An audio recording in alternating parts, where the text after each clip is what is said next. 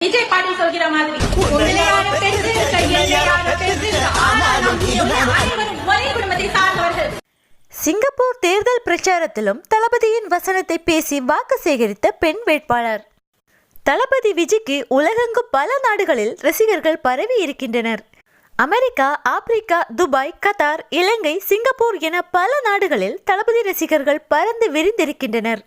தற்போது சிங்கப்பூரில் நாடாளுமன்ற தேர்தல் நடைபெற்று அதன் முடிவுகளும் வெளியாகியுள்ளது. நாடாளுமன்ற தேர்தல் பிரச்சாரத்தில் மக்கள் செயல் கட்சியினர் தமிழில் வாக்கு சேகரித்திருந்தனர்.